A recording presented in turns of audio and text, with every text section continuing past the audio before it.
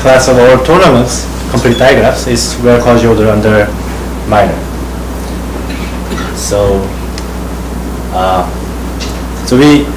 for undirected graphs, we usually define minor relation by using edge contractions, right?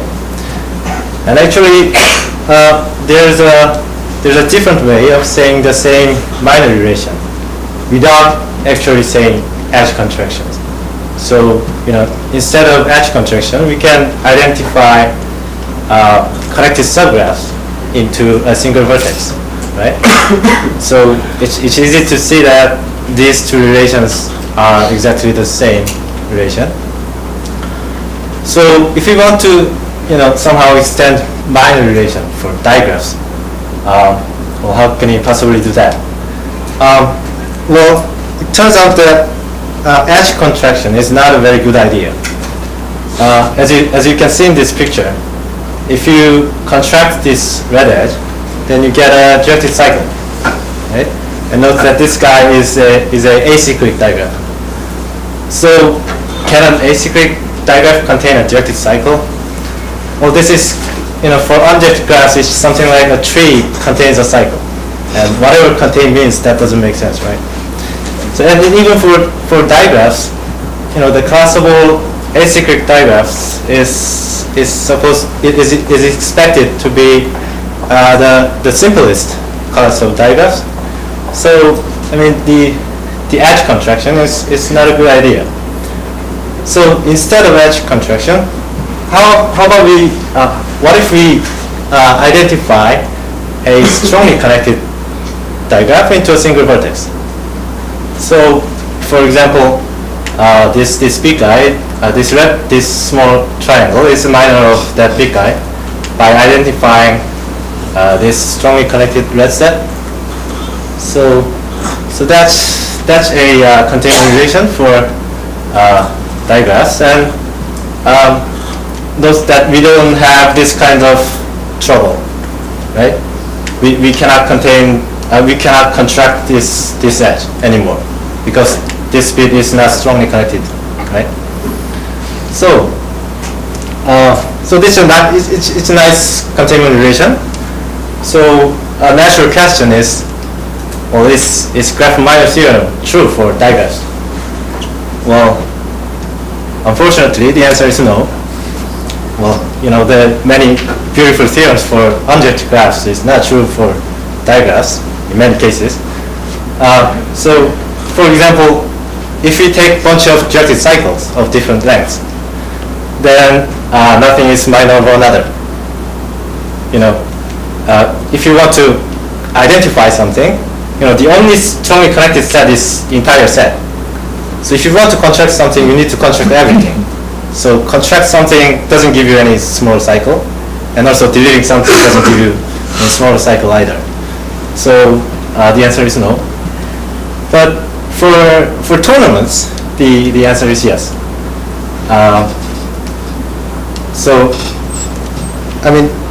Tournament is similar with undirected graph in some sense. And for instance, if you look at two vertices, if you look at just a pair of vertices, there are exactly two possibilities between two vertices, right? For undirected graphs, there is either an edge or not. For tournaments, there is either an edge in this way or that way. So, as Graph-Minor theorem true for undirected graphs, the same thing is true for tournaments. But of course, this proof of this is much easier than Graph-Minor theorem. In order to prove this, I need to introduce a path decomposition. So I guess I can skip path decomposition for undirected graphs. So path decomposition for digraphs can be defined similarly. A path decomposition of a digraph is just a sequence of vertex set, so that the union is everything, and the second condition is just a betweenness condition, and the third condition says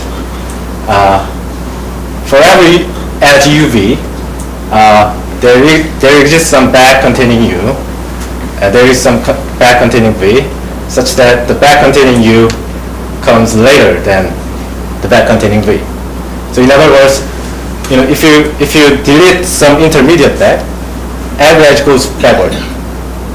So for object graphs, if you delete a middle back, then there are no edges between right side and left side and right side. But for projected graphs, I want there are no edges going forward.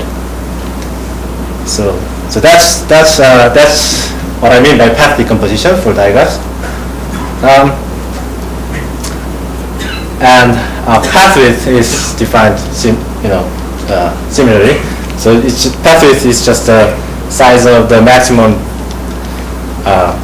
back minus 1. So for example, an acyclic digraph has path width 0, and vice versa. If a digraph has path width 0, then it's acyclic. So for acyclic digraph, you can order the vertices so that every edge goes backward, right? So if you take the sequence of singletons in that order, then that's path decomposition, right? And it's not difficult to see that having bounded path width is a minor closed property. So what I mean by path width is path width for digraphs, and what I mean by minor is digraph minor, what I just defined. So next question is, well, what is the obstruction for the class of digraphs with bounded path width? For object graphs, for path width, the obstruction was 3, right? So for digraphs, it turns out that this weird thing, which I will call Ktriple. So a tournament tree is called Ktriple if the vertex set is just a disjoint union of 3 sets of cardinality K, and I want A is complete to B, meaning that every edge goes from A to B, and B is complete to C, and I want a matching edge from C to A. And I don't care the rest of the edges. So I don't care the direction, I don't care the edges inside of A, inside of B, inside of C, and the rest of edges between C and A. I just want matching edge from C to A. So last year, Sasha Fredkin and Korshimar proved that a digraph has big path width if and only if G has big Ktriple. So one of the nice thing about Ktriple is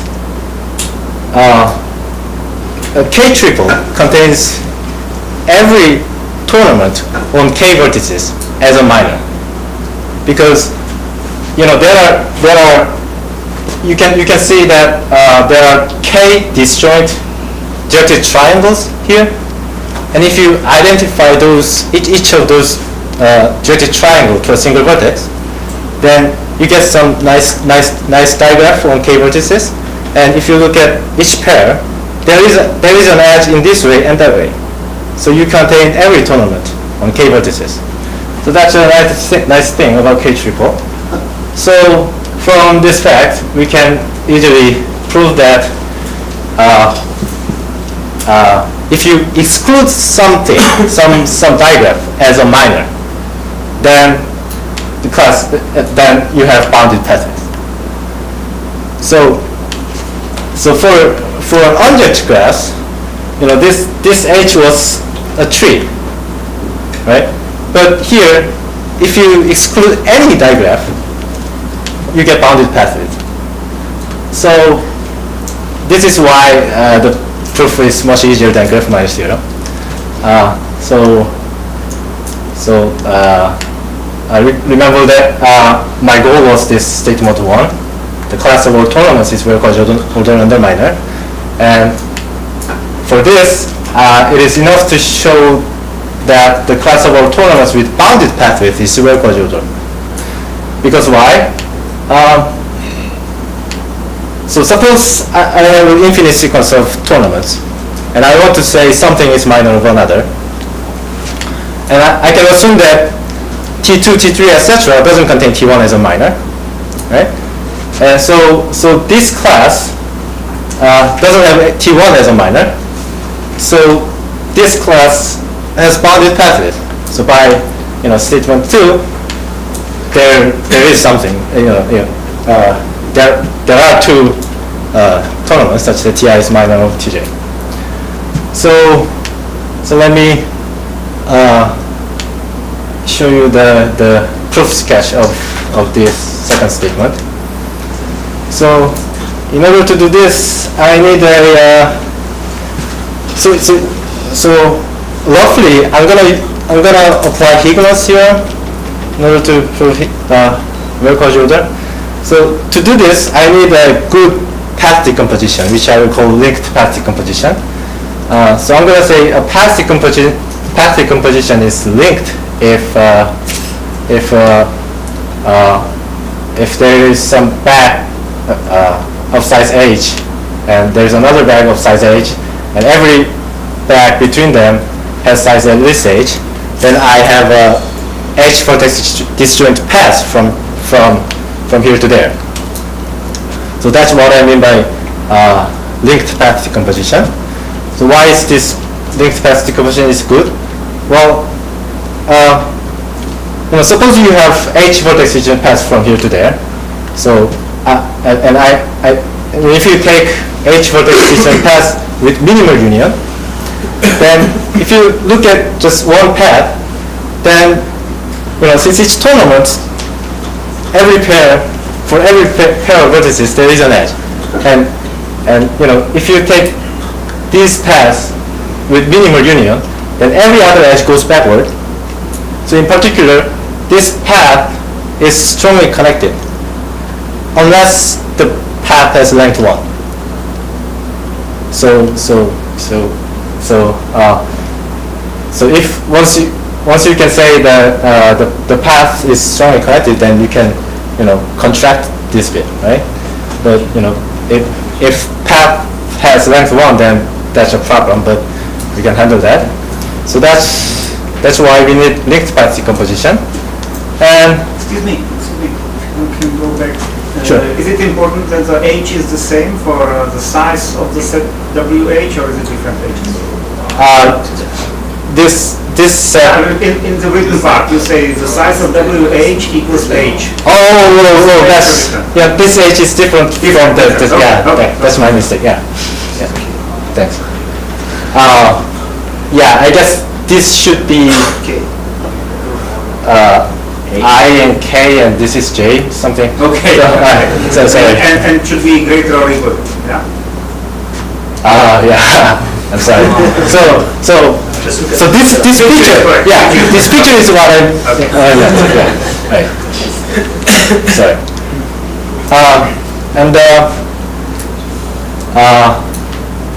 And you can say for any tournament there exists a linked path decomposition. Actually, for any digraph, you have linked path decomposition, and this is not very hard to see. I mean, what you can do is just among all the path decomposition with path width k, you take the one with bags of size 0 as many as possible, and subject to that, you take the bags of size 1 as many as possible, etc. And that choice is linked. So you can say every tournament has linked path decomposition. So I'm gonna denote script G sub kh as the class of all tournaments with path width at most k, and there exists linked path decomposition such that every bag has size at least h and at most k plus 1. So this k is really the k plus 1 is the maximum size of the bag, and h is the minimum size of the bag. So in particular, if h is 0, then script G sub k 0 is just a class of all tournaments with path width at most k. So instead of proving statement 2, I'm going to prove that script G is KH is a well quasi-ordered under minor, and the strategy is proving this first statement by induction on K minus H. So, how much time do I have? 10 minutes? Yes. Okay, so I'm gonna basically apply Higma's theorem. So Higma's theorem basically says that if Q is a well quasi-order, then finite sequences of Q is also well quasi-ordered. So the less than relation for sequence is like this. I mean, you say this sequence is less than that sequence if that sequence has length at least this sequence, and there is some subsequence of length previous sequence, so that for each corresponding pair less than relation holds. Okay. So that's Higma's theorem, and I actually need a little bit modified version of Higma's theorem. I just want first item goes to first item and last item goes to last item, but that's basically the same as Higma's theorem. So this is proof sketch. So I'm going to use induction on K. K is path width. And for fixed K, I'm going to apply induction on K plus 1 minus H. So base case is when H is K plus 1, but if H is K plus 1, that means the size of minimum bag is K plus 1 and size of maximum bag is K plus 1, and that means I only have one bag. So that's so I only have bounded number of vertices. So there are finitely many possible tournaments.